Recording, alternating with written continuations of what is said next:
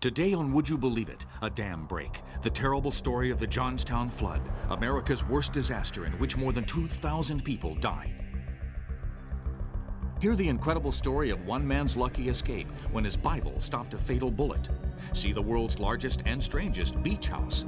Visit the strange, the bizarre, and the unexpected on Would You Believe It?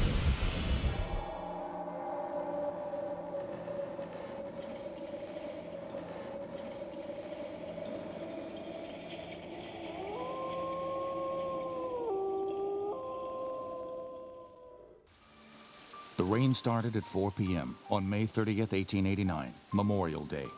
It was to be the start of western Pennsylvania's worst downpour on record. With the ground already soaked from previous heavy rain, there was nowhere for the water to go. Woodland streams that hadn't run with water in living memory became torrents. And in the mountains above the small town of Johnstown, this water was all headed one way. South Fork Lake, home of the South Fork Fishing and Hunting Club. 20 million tons of water, almost 3,000 acre-feet, held back by an earthworks dam with severe structural flaws. From the lake's high mountain location, it was a 450-foot drop to Johnstown at the foot of the river valley. Modern-day Johnstown looks much the same as it did in 1889. Using iron ore mined from the surrounding hills, Johnstown had become one of the leading producers of iron and steel in the United States. At night, the whole sky glowed red from the blast furnaces of the Cambria Iron Company, whose massive Bessemer works and rolling mills stretched out along the Little Conemaugh River. Life was tough, and the work was hard. For most Johnstown residents, getting through the week to payday was their main preoccupation. Most didn't even know about the lake hanging over them up in the mountains,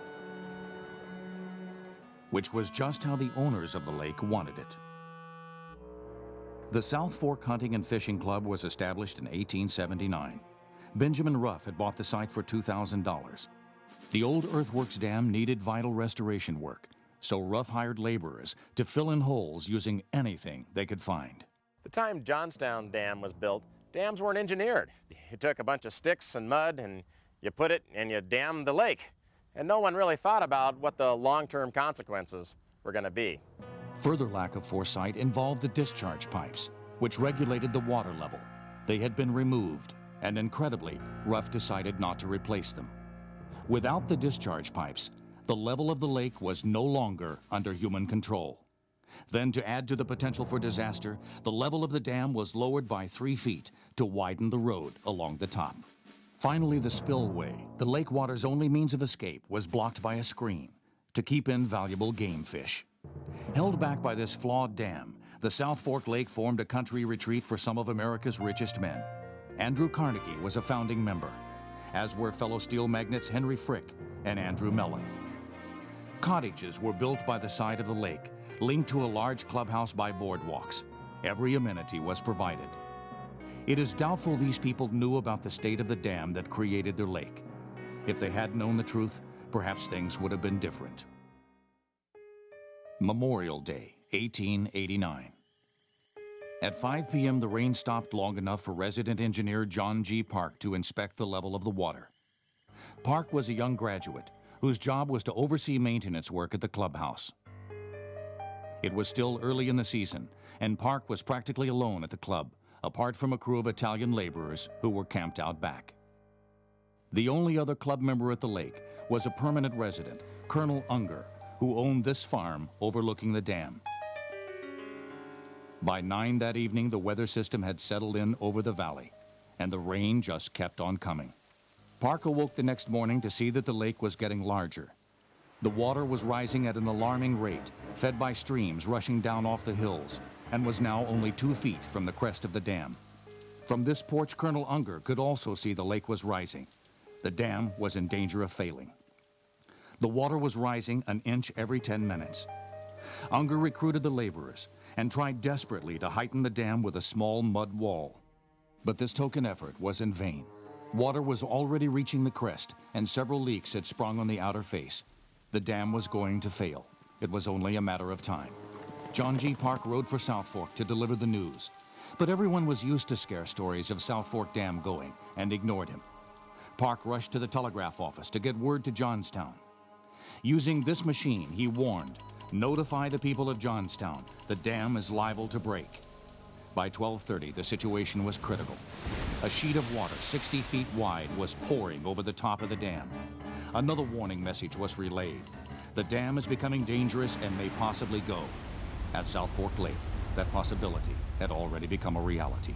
A chunk of the face fell away, causing what John Park described as a step, about 10 feet wide and 4 feet deep.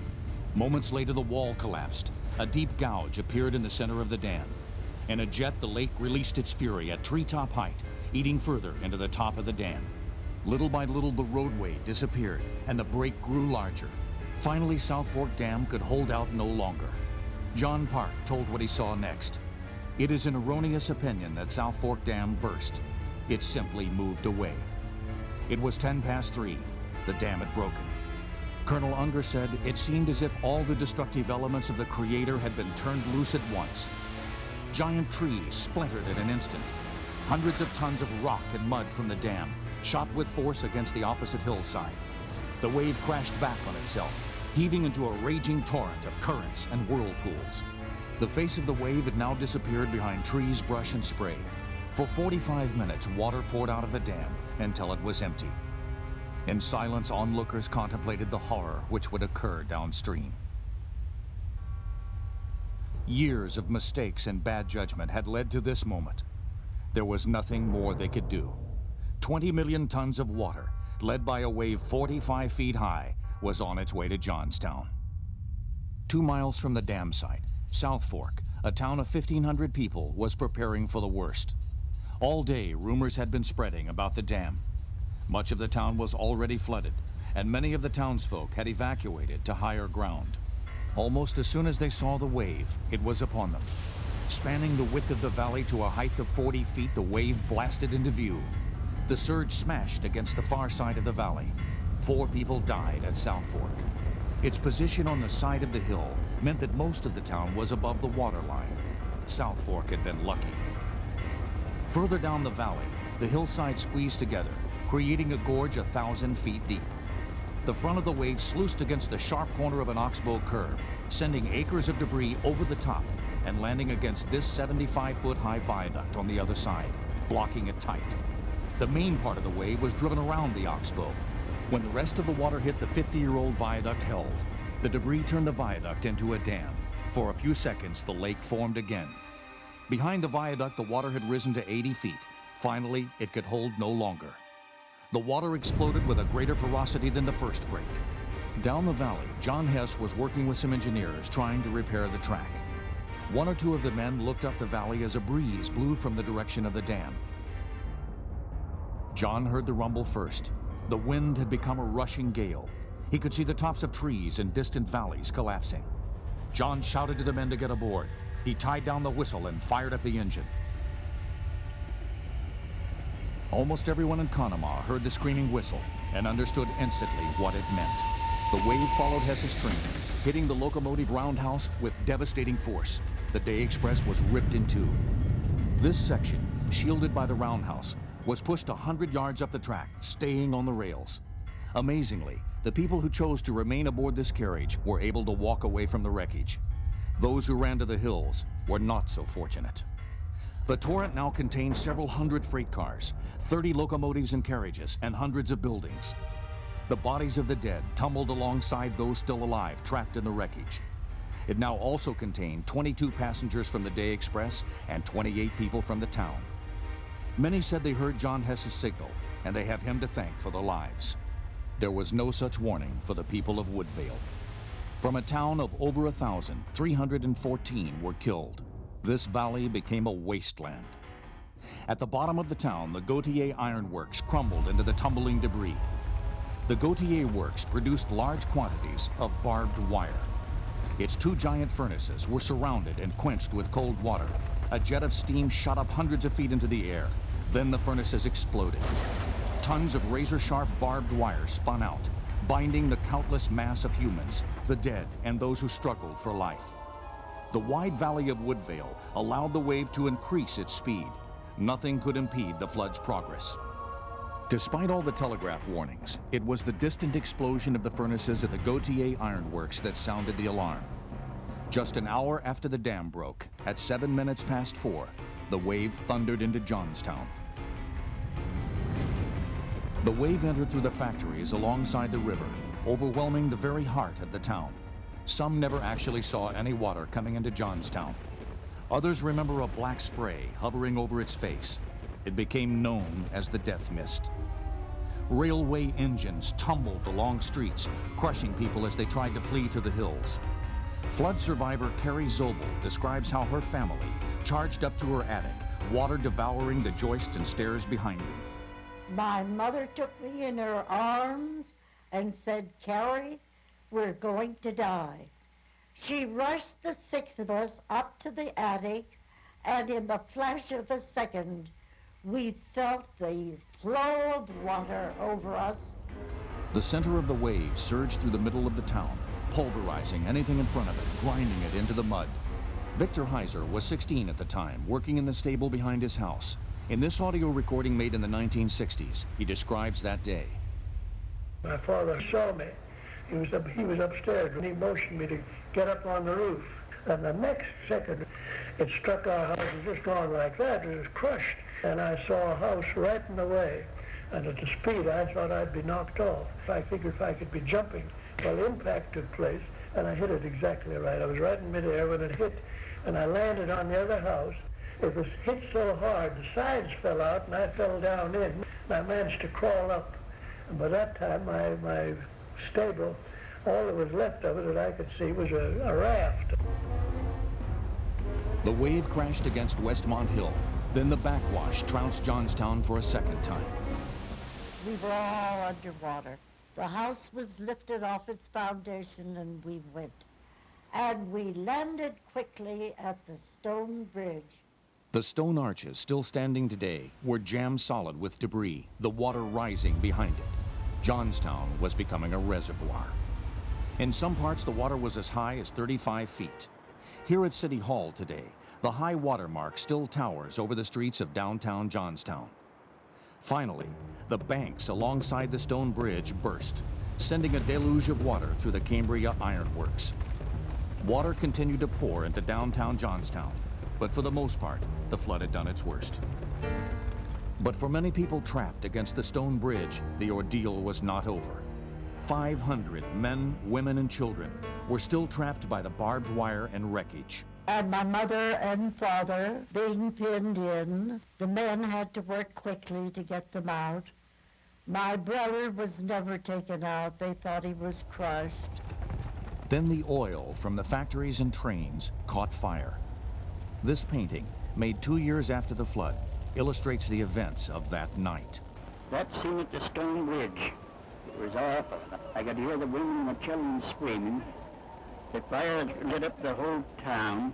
I could see the people during the night coming down on rafts and praying to God, trying to get out of the water. As the fire raged, last rites were administered to those who could not be rescued. Their screams echoed around the valley as survivors who were crouched on hilltops or on the roofs of buildings were powerless to help them. That night, 80 people burned to death at the stone bridge. At first light, the water began to subside, and the full horror of the flood became evident. With a population of over 10,000, Johnstown, which had commanded the valley only hours before, had been reduced to this, a wasteland. In less than 10 minutes, Johnstown had been destroyed.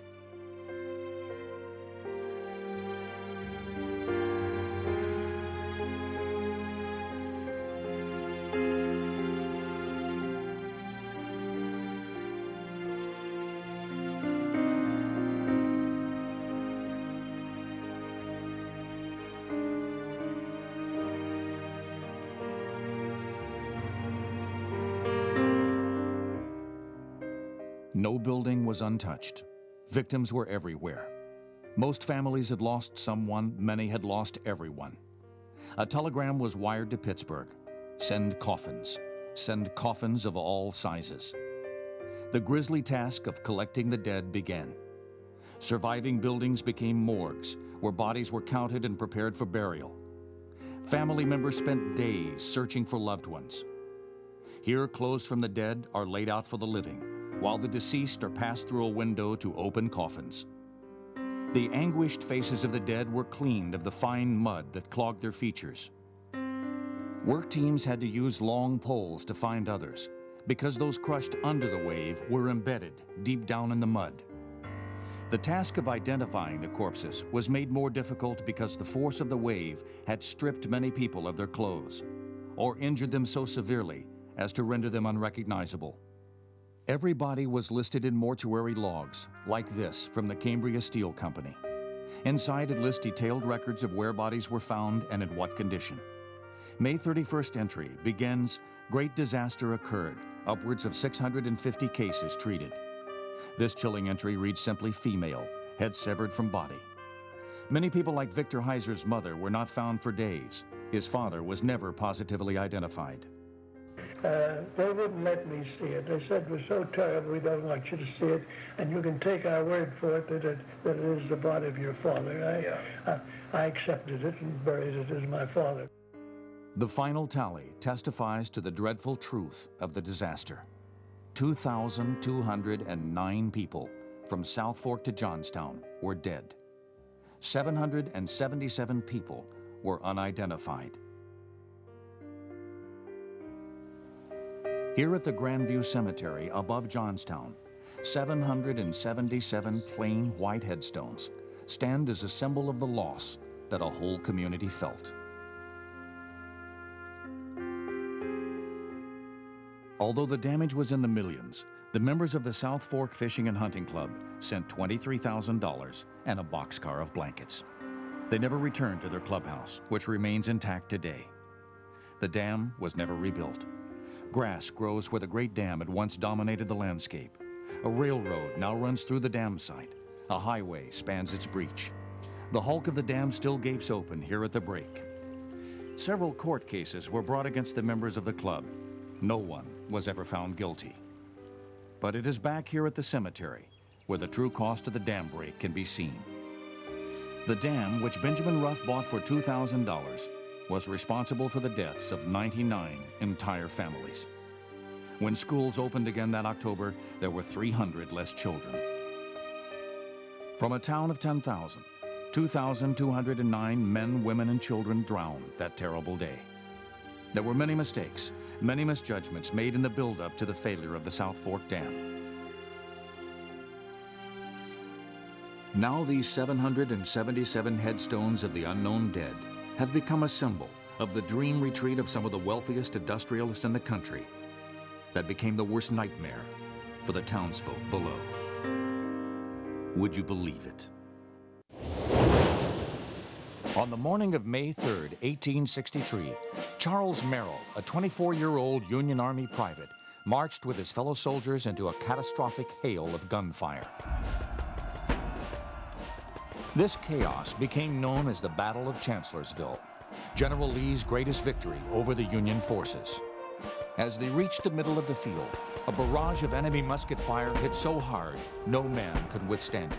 Merrill and his friends succumbed and fell. A day or so later, Charles awoke in a hospital bed, his head wrapped in bandages. Shrapnel had pierced his lower right eye and passed neatly through his head, exiting just below his left ear. He was blind in his right eye and was partially deaf. But Charles Merrill was alive. The next day, Charles wrote this letter to his parents, describing just how lucky he was. "This morning, as I took my Bible out of my coat pocket for the first time since going into the fort, I could not read it. I found, embedded in its leaves, another bullet." Charles's Bible had taken the shot meant for his heart. News of this amazing story reached Abraham Lincoln. He decided he must replace this soldier's property at once and sent him this, a brand new Bible, signed by Merrill's commander-in-chief, Lincoln himself. Sadly, before Charles could thank the president for his gift, he suffered a massive hemorrhage from another wound and died. He had not been spared from death, but his Bible allowed him to write one last letter back home to his loving family. These events became lost in legend. So nowadays, most people hearing a story such as this assume it to be an urban myth. But here at the Peabody Essex Museum in Salem, Massachusetts, there is solid proof that this story really happened. This is Charles's Bible, saved by his family as evidence of this amazing tale. The musket ball still firmly lodged deep within the pages. If he had not kept it in his left breast pocket, the bullet embedded in his Bible would surely have torn through his heart and embedded in Charles. Would you believe it?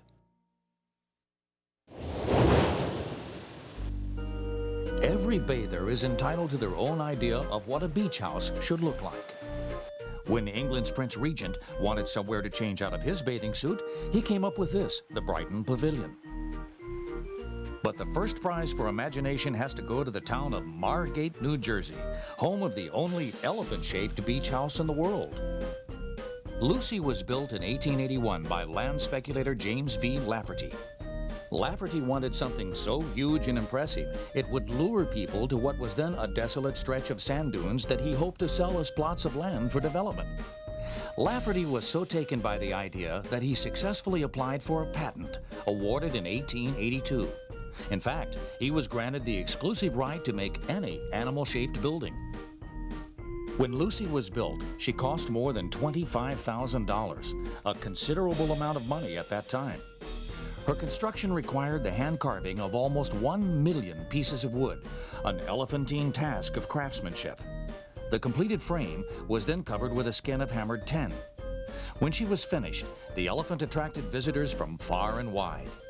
Lafferty would entertain them here in the belly of the beast, and then for the grand finale, he would escort them to the howdah, from where they could enjoy the view and more properly appreciate Lafferty's sales pitch. Lafferty saw a gap in the market for buildings with trunks and big ears and prepared to expand.